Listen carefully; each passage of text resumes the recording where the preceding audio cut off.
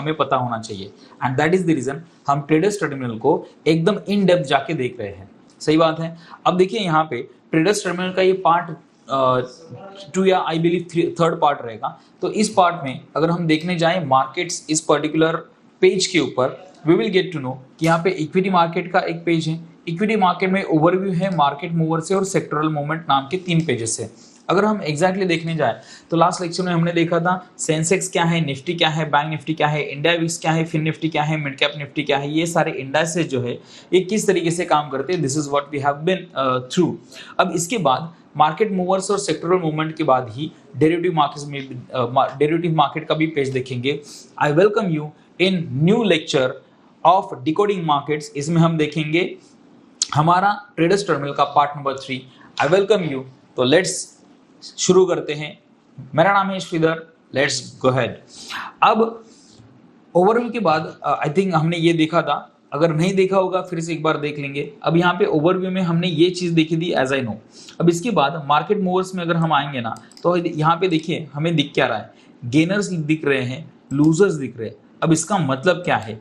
Gainers का मतलब है कि आज के दिन में कौन से स्टॉक्स ने सबसे अच्छा खासा मोमेंटम दिया है, ये यहाँ पे गेनर्स में आते हैं। तो कौन से स्टॉक्स ने मोमेंटम दिया है? किर्लोस्कर ब्रदर्स ने मोमेंटम दिया है, एजिस लॉजिस्टिक्स ने मोमेंटम दिया है, इंटेलेक्ट डिजाइन ने मोमेंटम दिया है। तो इस प्रकार के वाले स्टॉक्स यहाँ पे है। इसको व्यू मोर करके भी आप देख सकते हैं, ये सारे मोमेंटम देने वाले स्टॉक्स यहाँ पे आपको मिल जाएंगे। और में फिर से एक बार आएंगे, यहाँ पे टॉप लूजर स्टॉक है। देखिए ITI कितना गिरा है? 9.99%। यहाँ पे KEC कितना गिरा है? 5.65%। जोमेटो गिरा है 4.95%। तो ये सारे स्टॉक जो है वो इतने अच्छे खासे गिरे हैं। ओके, इसके बाद 52 वीक हाई के बाद बाजू में आसपास जो स्टॉक्स है वो स्टॉक्स यहाँ पे दिखाई गए हैं। अब 52 वीक हाई का मतलब क्या है? Why 52 week only? 50 वीक्स क्यों नहीं है इसमें, या 55 वीक्स क्यों नहीं है? Why 52 week? बिकॉज एक साल के अंदर 52 वीक्स रहते हैं। अगर 52 वीक हाई बोले तो आज से लेके पिछले एक साल तक अगर हम पीछे चले जाए तो ये स्टॉक आज के ही दिन या इसी टाइम पीरियड में एक साल पहले खुद के ऑल टाइम हाई पे था, और वो अगर खुद का ऑल टाइम हाई फिर से एक बार ब्रेक कर रहा है तो अपसाइड में कोई रेजिस्टेंस है ही नहीं, तो यहाँ से अपसाइड का मोमेंटम अच्छा खासा आ सकता है। This is what investors thinks and that is the reason they invest in the stock. 52 week low का मतलब क्या है? पिछले एक साल में, मतलब आज जहाँ पे स्टॉक है, आज से लेके इस टाइम पीरियड से लेके पिछले एक साल में अगर हम जाएंगे तो 52 वीक लो जो था, मतलब एक साल पहले जो लो था बनाया हुआ, वो लो मार्केट डाउनसाइड में गिर के खुद का लो तोड़ रहा है। तो इसका मतलब है ये स्टॉक जो है वो डाउनसाइड में गिरने के लिए रेडी है। उसके बाद मोस्ट एक्टिव बाय वैल्यू के साथ मोस्ट एक्टिव कौन से है? Most active by volume. कौन सी कंपनी में ज्यादा से ज्यादा वॉल्यूम आया है, बाइंग का होगा, सेलिंग का होगा, नो मैटर व्हाट, लेकिन वो स्टॉक्स जो है यहाँ पे लिस्टेड होते हैं। अब वॉल्यूम में कौन से स्टॉक्स आते हैं? देखिए आइडिया वोडाफोन जो है ना, ये सबसे टॉप पे ही रहता है अभी तो फिलहाल वॉल्यूम में। रिसेंटली जोमेटो आ गया है, ईज माई ट्रिप आ गया है, येस बैंक भी वॉल्यूम में बहुत महीनों से है, सुजलॉन भी बहुत महीनों से है, ONGC आ गया, NMDC आ गया, मदरसन सुमी आ गया, JP पावर आ गया, टाटा स्टील आ गया, IT आ गया। ये सारे स्टॉक जो है इसमें खरीदी और बिकवाली जो है वो सबसे ज्यादा हो रही है। अब यहाँ पे आके देखेंगे तो इंडेक्स लिखा हुआ है। देखिए तो इंडाइसेस इंडिया में कौन से प्रोमिनेंट इंडाइसेस? निफ्टी 50 है, हमने देखा है इंडेक्स क्या होता है, निफ्टी 50 क्या होता है, निफ्टी 100 क्या होता है, मतलब इंडिया के टॉप 100 स्टॉक्स निफ्टी 100 के बास्केट में रहेंगे। इसके बाद आता है सेंसेक्स 100, मतलब इंडिया के टॉप 100 स्टॉक्स जो बॉम्बे स्टॉक एक्सचेंज जो लिस्टिंग निकालती है वो सेंसेक्स के अंदर है, क्योंकि सेंसेक्स जो है वो बॉम्बे स्टॉक एक्सचेंज का प्रोडक्ट है और निफ्टी जो है ये नेशनल स्टॉक एक्सचेंज का प्रोडक्ट है। इसके बाद आता है यहाँ पे सेंसेक्स ओनली, तो सेंसेक्स मतलब बॉम्बे स्टॉक एक्सचेंज का प्रोडक्ट है, तो इसमें 30 स्टॉक्स यहाँ पे आ जाते हैं। आगे देखेंगे मार्केट कैप के बारे में। 3 टाइप की मार्केट कैप है, large cap, mid cap and small cap. अब लार्ज कैप, मिड कैप और स्मॉल कैप में फर्क क्या है? देखिए अगर किसी भी कंपनी का, अभी ये पुराना डेटा मैं आपको बता रहा हूँ या फिर इस डेटा को डिस्कार्ड ही कर देते बेस्ट पे। एक काम करते हैं, लार्ज कैप का यहाँ पे इंफॉर्मेशन में मतलब बताता हूँ आपको। लार्ज कैप का यहाँ पे मतलब है, अगर हमें 6,500 से भी ज़्यादा स्टॉक मार्केट में कंपनीज देखनी है तो इनका मार्केट कैपिटलाइजेशन जो है, ओके, ये मार्केट कैपिटलाइजेशन ये 1, 2, 3, 4 यहाँ से लेके 6,500 या फिर वहाँ से भी आगे कंपनीज का अगर हम लिस्टिंग निकालें तो उस लिस्टिंग में सबसे पहले जो 100 कंपनीज है ये most of companies large cap में आ जाती है। ओके, अब इसके बाद की भी कुछ कंपनीज लार्ज कैप में आ गई है बिकॉज इंडिया की ग्रोथ जैसी हुई है वैसे बिजनेसेस की भी ग्रोथ हुई है और बिजनेसेस के ग्रोथ के साथ मार्केट में अच्छा खासा मूवमेंट भी आया है। तो इंडिया में जो छोटी कंपनीज थी, मिड कैप कंपनीज थी, वो भी अच्छा खासा ग्रोथ करके 100 कंपनीज का जो वैल्यूएशन था उससे भी बड़ी हो चुकी है। तो ये नंबर जो है ना ये फ्लक्चुएट होता रहता है। लार्ज कैप मतलब इंडिया की ऐसी ब्लू चिप कंपनीज जो कंपनीज का मार्केट कैपिटलाइजेशन बहुत बड़ा है, इनको मैनिपुलेट करना इतना आसान नहीं है। दूसरा मिड कैप यहाँ पे लिखा है, देखिए मिड कैप मतलब क्या, जिनका मार्केट कैपिटलाइजेशन, अब देखिए 101 कंपनी नंबर की कंपनी से लेके अगर 250 नंबर की कंपनी तक अगर हम देखें तो मिड कैप कंपनीज कहलाई जाती थी पहले। अभी इनका मार्केट कैपिटलाइजेशन जो चेंज हो चुका है क्योंकि इंडिया की इतनी बड़ी ग्रोथ हो चुकी है। उसके बाद आता है स्मॉल कैप, मतलब 251 से लेके आगे 6,500 तक जो भी कंपनीज रहेंगी ये रहेंगी स्मॉल कैप। लेकिन फ्रैंकली स्पीकिंग इसी नंबर्स को आप मतलब बाय हार्ट मत कीजिएगा, this is not how it is. ये बहुत पहले के, बहुत सालों के पहले के नंबर से जब मैंने स्टडी करना स्टॉक मार्केट के बारे में स्टडी करना स्टार्ट किया था, उसके बारे में बाद में तो मैंने इसको देखा भी नहीं। Anyways that is not the point here. तो मुझे आपको बताना क्या है कि इसका लिस्टिंग जो है स्मॉल कैप का, मिड कैप का और लार्ज कैप का इस प्रकार से किया जाता था पहले। अभी थोड़ा सा कंपनीज के नंबर्स में वगैरह चेंज हुआ होगा। एनीवेज यहाँ पे आते हैं सेक्टर स्पेसिफिक। अब सेक्टर देखिए कौन से मार्केट में सेक्टर है, फाइनेंस सेक्टर है और एनबीएफसी सेक्टर है। फाइनेंस मतलब जहाँ पे पैसों का लेन देन होता है, व्यवहार होता है, पैसों के ऊपर बिजनेस बनाया जा सकता है, जैसे कि बैंकिंग सेक्टर भी इसी में आता है, फाइनेंस सेक्टर में।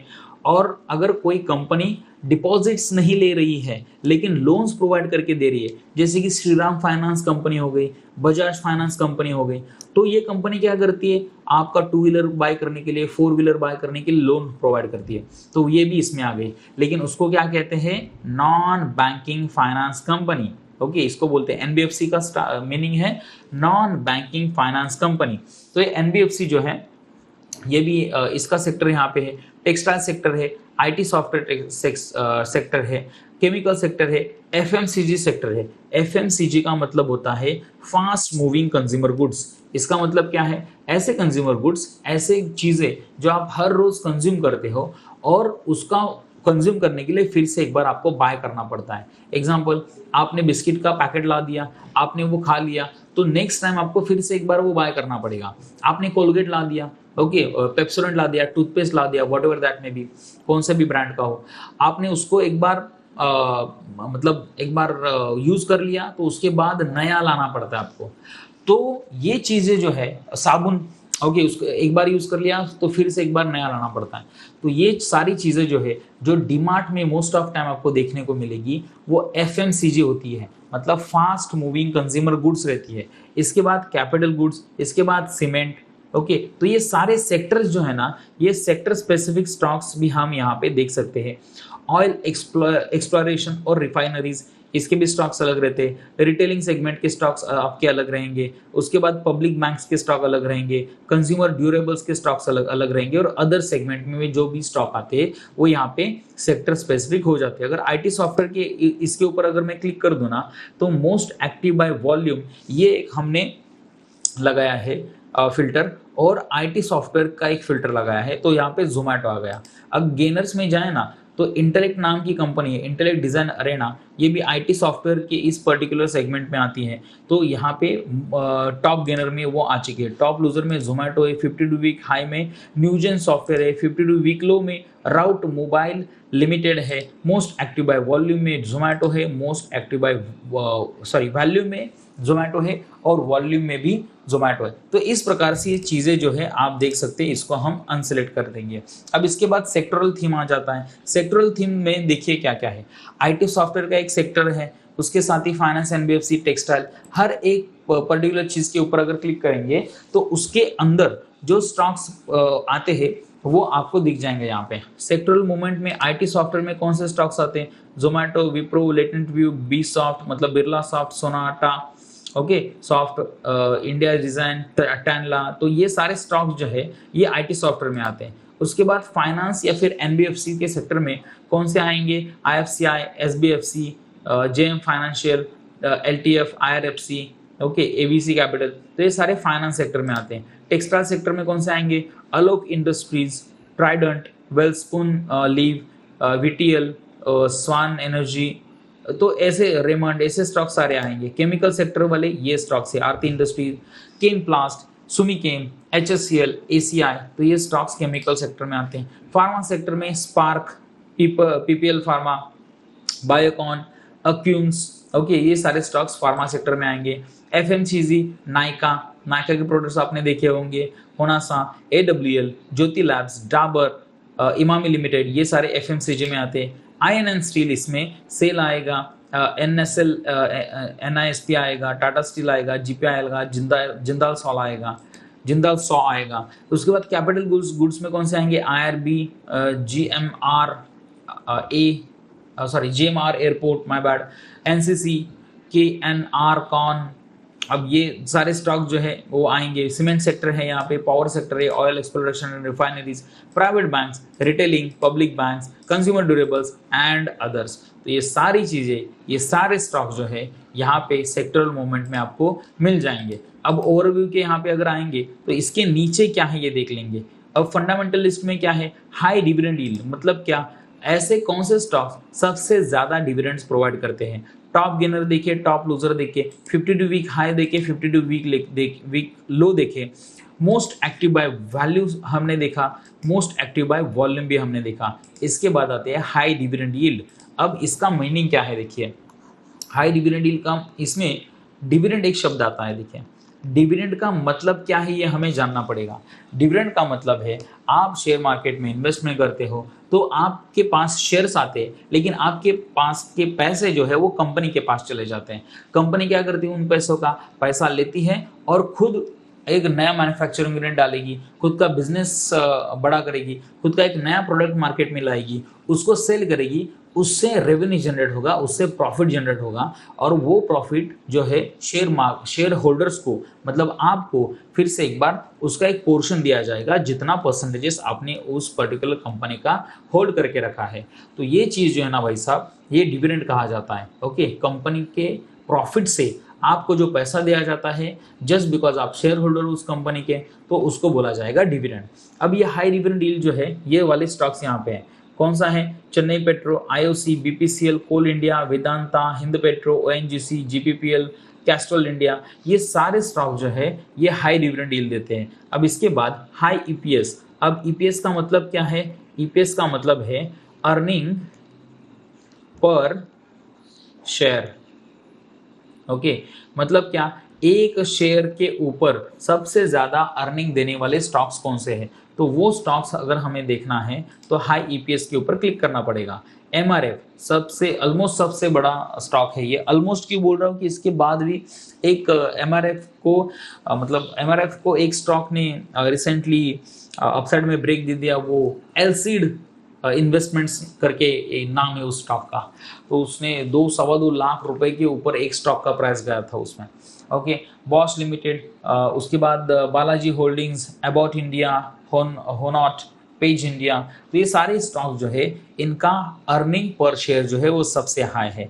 इसके बाद low price to earning ratio. अब इसका मतलब क्या है, लो प्राइस टू अर्निंग का मतलब है 1 रुपया अर्न करने के लिए, कमाने के लिए सबसे कम प्राइस जिन स्टॉक्स में दी जाती है उनको बोला जाता है low price to earning ratio. कम से कम पैसों में ज़्यादा से ज़्यादा किस स्टॉक में पैसा बनेगा, यहाँ पे हम देख सकते हैं रेमंड में बनेगा, जीई शिप में बनेगा, एस्ट्रेडियम में बनेगा, जम्मू एंड कश्मीर बैंक में बनेगा, कैनरा बैंक में बनेगा, उज्जीवन फाइनेंस में बनेगा, उज्जीवन बैंक में बनेगा, आई मीन टू से। ओके, इसके बाद हाईएस्ट मार्केट कैप। अब सबसे ज़्यादा मार्केट कैपिटलाइजेशन किस पर्टिकुलर स्टॉक में है, ये यहाँ पे हमें देखना मिलेगा। अब देखिए ये थोड़ा इंटरेस्टिंग है क्योंकि रिलायंस का कैपिटलाइजेशन जो है इंडिया में सबसे बड़ा है, सबसे बड़ी कंपनी है इंडिया में रिलायंस। उसके बाद है टीसीएस, उसके बाद है एचडीएफसी बैंक, उसके बाद है भारतीय एयरटेल, उसके बाद है आईसीआईसीआई बैंक, उसके बाद है इन्फोसिस, उसके बाद है एसबीआई बैंक, उसके बाद हिंदुस्तान यूनिलीवर और उसके बाद है लीसी। तो इस प्रकार की कंपनीज की लिस्ट जो है यहाँ पे यू कैन सी, और यहाँ पे वॉल्यूम भी देख सकते हो, एक साल का हाई भी देख सकते हो, एक साल का लो भी देख सकते हो।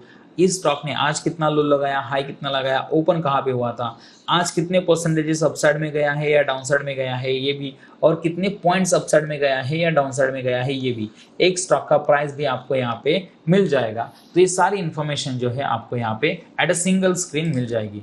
Top ROCE. अब आरओसीई का मतलब क्या है, रिटर्न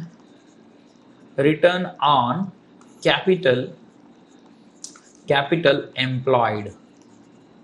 अब इसका मतलब क्या है, मतलब कैपिटल एम्प्लॉयड मतलब आपने कितने रुपए का इन्वेस्टमेंट किया है, मार्केट में कितने रुपए डाले हैं इन्वेस्टमेंट के लिए, इसके ऊपर जो रिटर्न मिलता है वो रिटर्न जो है ये सबसे ज़्यादा कौन से स्टॉक्स में मिलेगा, ये यहाँ पे लिखा हुआ है। PGHH, Colpal, Nestle India, okay, Sanofi, Glaxo, Gillette, Anand Rathi, TCS, Hindustan zinc. तो ये सारे स्टॉक जो है इसमें आपको सबसे ज़्यादा अभी फिलहाल तो टॉप आरओसी मिल रहा है। This is how it is. तो आप इसको इस प्रकार से देख सकते हैं। इसके बाद हाई पीएस देखा, लो प्राइस टू अर्निंग देखा, रेशो देखा, ये सारी चीज़ें जो है हमने यहाँ पे देख ली है। ट्रेड इजी में जब हम इस सेगमेंट में आएंगे तो मोस्ट बॉट स्टॉक्स के ऊपर अगर आएंगे ना तो हमें एक यहाँ पे लिस्ट मिल जाएगी। पॉपुलर स्टॉक्स के यहाँ पे आएंगे तो पॉपुलर स्टॉक की एक सेपरेट लिस्ट मिल जाएगी।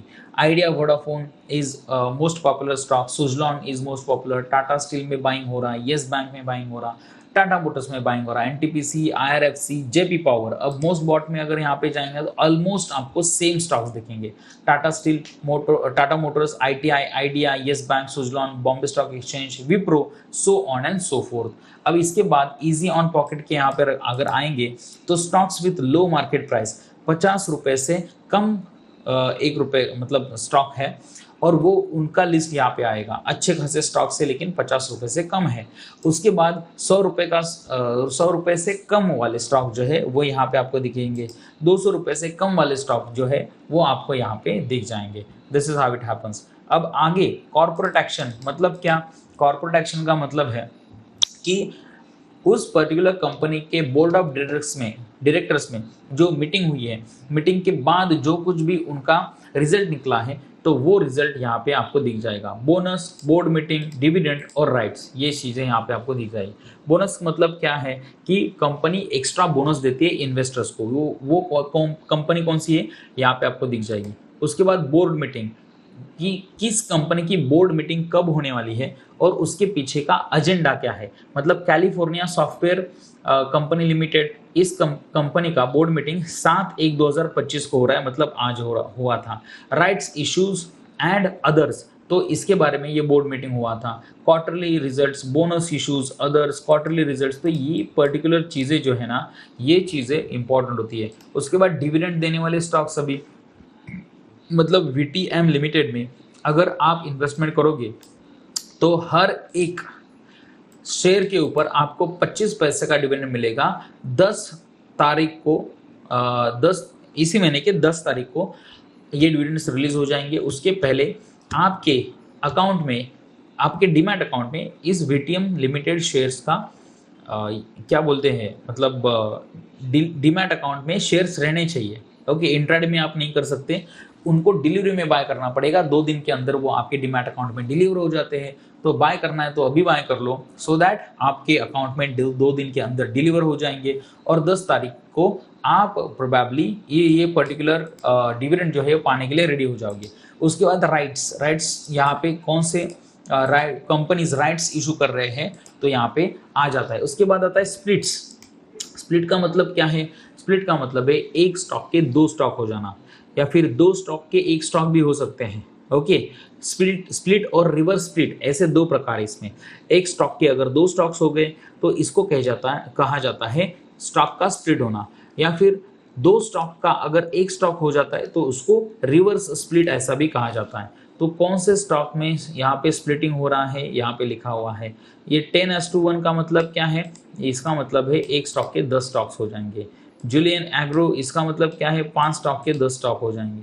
ओके, तो इस प्रकार से हम इस चीज को देख सकते हैं। एनीवेज, थोड़ा आगे बढ़ते हैं। यहाँ पे न्यूज का सेक्शन है नीचे, इसको थोड़ा इग्नोर कर देते हैं, न्यूज को क्या है देखना है। एनीवेज, आगे बढ़ते हैं। मार्केट मूवर्स में हमने सब कुछ देख लिया। इसके बाद आता है सेक्टरल मूवमेंट। सेक्टरल मूवमेंट में भी हमने सब कुछ देख लिया है, कौन से सेक्टर से वो वाले। अब आ जाते हैं दूसरे हमारे नेक्स्ट पेज के ऊपर, जो है डेरिवेटिव मार्केट। अब डेरिवेटिव मार्केट के अंदर 3 पेजेस है, ओवरव्यू, ओआई एनालिसिस और FII/DII की एक्टिविटी। अब ओवरव्यू यहाँ पे क्या है? डेरिवेटिव ट्रेंड यहाँ पे दिखाया है, न्यूट्रल डेरिवेटिव ट्रेंड है। ओके, क्योंकि आज का मार्केट कंप्लीट साइडवेज था। सेंसेक्स यहाँ पे कितना परसेंट बढ़ा है? 0.30% बढ़ा है। निफ्टी कितना परसेंट बढ़ा है? 0.39% बढ़ा है। मतलब पूरे दिन में 91 पॉइंट्स ही अपसाइड में गया था। ओके, बैंक निफ्टी जो है 280 पॉइंट्स ही अपसाइड में गया था। जहां से ओपन हुआ वहीं पे ऑलमोस्ट आके क्लोज हुआ। निफ्टी का चार्ट देख लीजिएगा, यहाँ पे ओपन हुआ यहीं पे आके क्लोज हुआ। सेंसेक्स का चार्ट देख लीजिएगा, यहाँ पे ओपन हुआ यहीं पे आके क्लोज हुआ। ओके, इंडेक्स जो है कंप्लीटली कंटिन्यूसली दिन भर गिर रहा था नीचे। उसके बाद फिन निफ्टी का चार्ट देख लीजिए, ऑलमोस्ट साइडवेज ही है। मिड कैप निफ्टी का चार्ट देख लीजिएगा, साइडवेज, जहाँ पे ओपन हुआ वहीं पे जाके क्लोज हुआ। और इसलिए मार्केट का डेरिवेटिव ट्रेंड जो है वो न्यूट्रल यहाँ पे बताया गया है। अब इसके बाद अगर हम आगे आएंगे तो ओवाई एनालिसिस को देख लेंगे। ओवाई एनालिसिस का मतलब क्या है? इसको अगर हमें देखना है तो ओवाई को देखना पड़ेगा। ओवाई stands for open interest. Open interest, open interest का मतलब क्या है कि कितने सारे अभी कॉन्ट्रैक्ट्स, ओके, कॉन्ट्रैक्ट्स, या फिर लेमन लैंग्वेज में कितने सारे ट्रेड्स मार्केट में अभी ओपन है, मतलब मार्केट में चल रहे हैं, क्लोज नहीं हुए हैं अभी तक। ओके, प्रॉफिट बुकिंग नहीं हुआ है, लॉस बुकिंग नहीं हुआ है। इसको इस प्रकार से समझ लीजिएगा कि आपने कोई शेयर बाय किया है, public banks, consumer durables and others. तो ये सारी चीज़ें, ये सारे स्टॉक जो है यहाँ पे सेक्टरल मूवमेंट में आपको मिल जाएंगे। अब ओवरव्यू के यहाँ पे अगर आएंगे तो इसके नीचे क्या है ये देख लेंगे। अब फंडामेंटल लिस्ट में क्या है? हाई डिविडेंड यील्ड, मतलब क्या? ऐसे कौन से स्टॉक्स सबसे ज्यादा डिविडेंड्स प्रोवाइड करते हैं। टॉप गेनर देखिए, टॉप लूजर देखिए, 52 वीक हाई देखे, 52 वीक लो देखे। मोस्ट एक्टिव बाय वैल्यू हमने देखा, मोस्ट एक्टिव बाय वॉल्यूम भी हमने देखा। इसके बाद आते हैं हाई डिविडेंड यील्ड। अब इसका मीनिंग क्या है देखिए। हाई डिविडेंड यील्ड का, इसमें डिविडेंड एक शब्द आता है, देखिए डिविडेंड का मतलब क्या है ये हमें जानना पड़ेगा। डिविडेंड का मतलब है आप शेयर मार्केट में इन्वेस्टमेंट करते हो तो आपके पास शेयर्स आते हैं, लेकिन आपके पास के पैसे जो है वो कंपनी के पास चले जाते हैं। कंपनी क्या करती है? उन पैसों का पैसा लेती है और खुद एक नया मैन्युफैक्चरिंग यूनिट डालेगी, खुद का बिजनेस बड़ा करेगी, खुद का एक नया प्रोडक्ट मार्केट में लाएगी, उसको सेल करेगी, उससे रेवेन्यू जनरेट होगा, उससे प्रॉफिट जनरेट होगा, और वो प्रॉफिट जो है शेयर होल्डर्स को, मतलब आपको फिर से एक बार उसका एक पोर्शन दिया जाएगा, जितना परसेंटेजेस आपने उस पर्टिकुलर कंपनी का होल्ड करके रखा है। तो ये चीज़ जो है ना भाई साहब, ये डिविडेंड कहा जाता है। ओके, कंपनी के प्रॉफिट से आपको जो पैसा दिया जाता है जस्ट बिकॉज आप शेयर होल्डर उस कंपनी के, तो उसको बोला जाएगा डिविडेंड। अब ये हाई डिविडेंड डील जो है, ये वाले स्टॉक्स यहाँ पे हैं। कौन सा है? Chennai petro, IOC, BPCL, coal India, Vedanta, Hind petro, ONGC, GPPL, Castrol India. ये सारे स्टॉक जो है ये हाई डिविडेंड डील देते हैं। अब इसके बाद हाई EPS। अब EPS का मतलब क्या है? EPS का मतलब है अर्निंग पर शेयर। ओके, मतलब क्या? एक शेयर के ऊपर सबसे ज्यादा अर्निंग देने वाले स्टॉक्स कौन से हैं? तो वो स्टॉक्स अगर हमें देखना है तो हाई EPS के ऊपर क्लिक करना पड़ेगा। MRF सबसे ऑलमोस्ट सबसे बड़ा स्टॉक है ये। ऑलमोस्ट क्यों बोल रहा हूँ कि इसके बाद भी एक MRF को मतलब MRF को एक स्टॉक ने रिसेंटली अपसाइड में ब्रेक दे दिया, वो एलसीड इन्वेस्टमेंट्स करके नाम है उस स्टॉक का, तो उसने 2-2.25 लाख रुपए के ऊपर एक स्टॉक का प्राइस गया था उसमें। ओके, बॉश लिमिटेड, उसके बाद बालाजी होल्डिंग्स, अबाउट इंडिया, होनॉट, पेज इंडिया, तो ये सारे स्टॉक जो है इनका अर्निंग पर शेयर जो है वो सबसे हाई है। इसके बाद low price to earning ratio, अब इसका मतलब क्या है? लो प्राइस टू अर्निंग का मतलब है 1 रुपया अर्न करने के लिए, कमाने के लिए सबसे कम प्राइस जिन स्टॉक्स में दी जाती है उनको बोला जाता है low price to earning ratio. कम से कम पैसों में ज्यादा